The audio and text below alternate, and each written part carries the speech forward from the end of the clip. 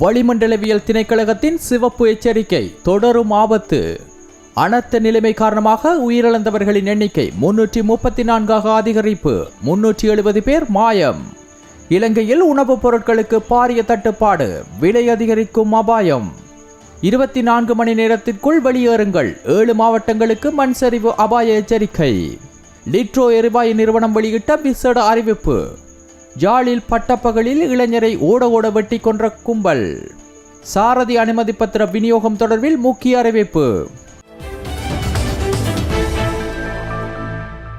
Ditwah புயல் காங்கேசந்துறையிலிருந்து வடகிழக்காக சுமார் 220 kilometre தொலைவில் அட்சரேகை 11.5க்கும் கிழக்கு நெட்டாங்கு 80.6 அருகில் மையம் கொண்டுள்ளதாக வளிமண்டலவியல் திணைக்களம் அறிவித்துள்ளது. இந்த அமைப்பு நாட்டை விட்டு விலகி வடக்கு திசையை நோக்கி நகரும் சாத்தியம் அதிகமாக உள்ளதாக அந்த திணைக்களம் அறிவித்துள்ளது.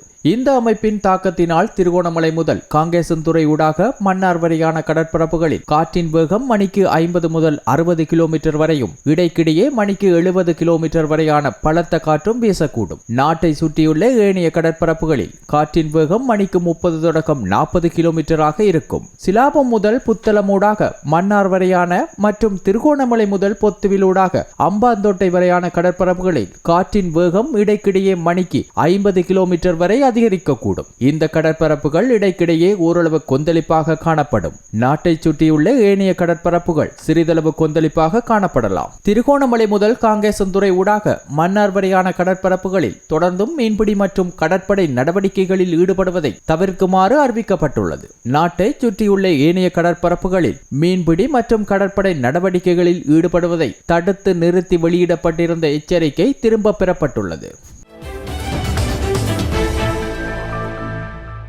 நாட்டின் 25 மாவட்டங்களையும் பாதித்துள்ள அனர்த்த நிலைமை காரணமாக உயிரிழந்தவர்களின் எண்ணிக்கை 334ஆக அதிகரித்துள்ளதாக அனர்த்த முகாமைத்துவ மத்திய நிலையம் அறிவித்துள்ளது. நேற்று மாலை 6 மணிக்கு வெளியிடப்பட்ட அறிவிப்பின்படி 370 பேர் காணாமல் போயுள்ளனர். 3,09,607 குடும்பங்களைச் சேர்ந்த 11,18,929 பேர் சீரற்ற வானிலையால் பாதிக்கப்பட்டுள்ளனர். அனர்த்த முகாமைத்துவ மத்திய நிலையம் வெளியிட்டுள்ள அறிக்கையின்படி அதிகபட்சமாக 88 மரணங்கள் கண்டி மாவட்டத்தில் இருந்து பதிவாகியுள்ளன. அத்துடன் பதுளை மாவட்டத்தில் 71 மரணங்களும், நுவரெலியா மாவட்டத்தில் 62 மரணங்களும், குருநாகல் மாவட்டத்தில் 37 மரணங்களும், மாத்தளை மாவட்டத்தில் 23 மரணங்களும் பதிவாகியுள்ளன. இதேவேளை கண்டி மாவட்டத்தில் 150 பேரும், நுவரெலியா மாவட்டத்தில் 64 பேரும், பதுளையில் 53 பேரும், குருநாகலில் 35 பேரும் அனர்த்தம் காரணமாக இதுவரை காணாமல் போயுள்ளனர்.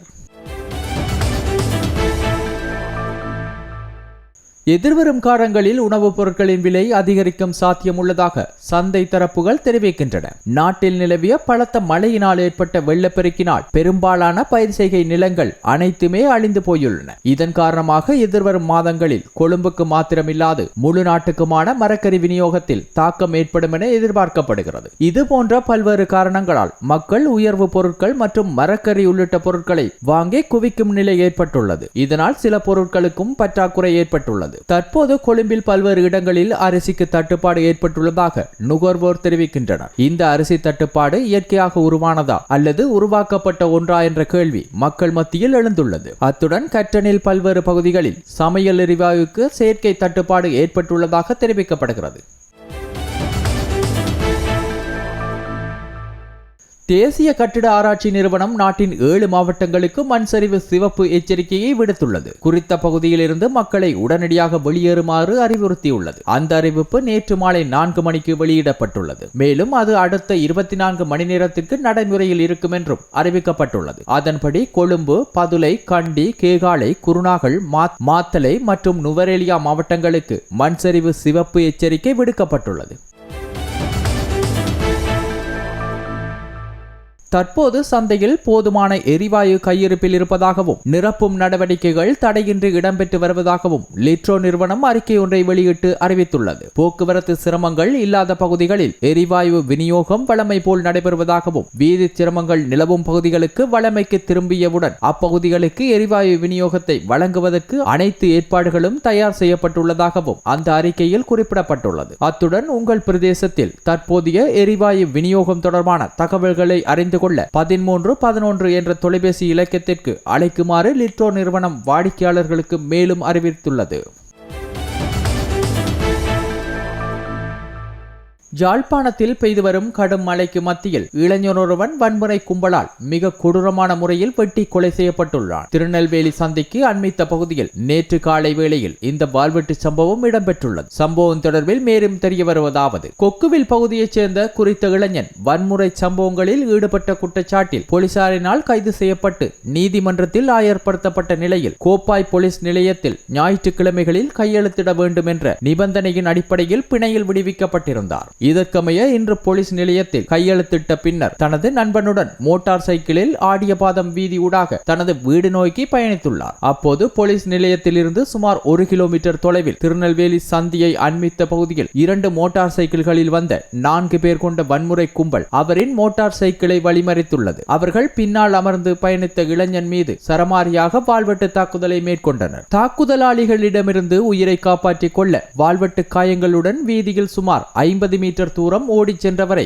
அக்கும்பல் துரத்தி சென்று வெட்டியுள்ளது. ஓடிச் சென்றவர் வர்த்தக நிலையம் ஒன்றின் முன்பாக விழுந்த போது துரத்தி வந்த 4வரும் சரமாரியாக வெட்டியதில் இளைஞனின் கால் ஒன்று கணுக்காலுடன் துண்டிக்கப்பட்டுள்ளது. அதனை அடுத்து தாக்குதலாளிகள் அங்கிருந்து தப்பிச் சென்றுள்ளனர். இரத்த வெள்ளத்தில் காணப்பட்ட இளைஞனை அங்கிருந்தவர்கள் மீட்டு நோயாளர் காவு வண்டி மூலம் யாழ் போதனா வைத்தியசாலைக்கு அனுப்பி வைத்தனர். எனினும் வைத்தியசாலையில் அந்த இளைஞன் உயிரிழந்துள்ளார். சம்பவம் தொடர்பில் கோப்பாய் போலீசார் விசாரணைகளை முன்னெடுத்துள்ளனர். வர்த்தக நிலையத்தில் பொருத்தப்பட்டுள்ள கண்காணிப்பு கேமராக்களில் சம்பவங்கள் பதிவாகியுள்ளதால் சந்தேக நபர்களை அடையாளம் கண்டு கொண்டுள்ளதாகவும் அவர்களை கைது செய்வதற்கான நடவடிக்கைகளை முன்னெடுத்துள்ளதாகவும் போலீசார் தெரிவித்தனர். சீரற்ற வானிலை காரணமாக மோட்டார் போக்குவரத்து திணைக்களகத்தின் சாரதி அனுமதி பத்திர கணினி அமைப்பில் ஏற்பட்ட கோளாறு காரணமாக அலுவலகங்களின் செயற்பாடுகள் இன்று இடம்பெறாது என திணைக்களம் அறிவித்துள்ளது. கணினி அமைப்பில் ஏற்பட்ட கோளாறை சீர் செய்வதற்காக தொழில்நுட்ப பிரிவினர் செயற்பட்டு வருவதாகவும் அந்த திணைக்களம் வெளியிட்டுள்ள அறிக்கையில் குறிப்பிடப்பட்டுள்ளது. அதன்படி பிரதான அலுவலகம் மற்றும் குருநாகல், களுத்துறை, கம்பாந்தொட்டை, கம்பகா, அனுராதபுரம், யாழ்ப்பாணம், மொனராகலை, கண்டி, காளி மற்றும் அம்பாறை ஆகிய மாவட்டங்கள் உள்ள இணைய வழி அலுவலகங்கள் மூலம் சாரதி அனுமதி பத்திரம் அச்சிடல் மற்றும் புதிய சாரதி அனுமதி பத்திரத்திற்கு விண்ணப்பித்தல் மற்றும் சாரதி அனுமதி பத்திரத்தை புதுப்பித்தல் உள்ளிட்ட இணைய வழி சேவைகளை வழங்க முடியாது என அறிவிக்கப்பட்டுள்ளது. இருப்பினும் வாகன பதிவு மற்றும் உரிமை மாற்றம் போன்ற அமைப்புகள் பாதிக்கப்படாததால் அந்த பணிகள் வழமை போல் நடைபெறும் என அறிவிப்பில் மேலும் தெரிவிக்கப்பட்டுள்ளது.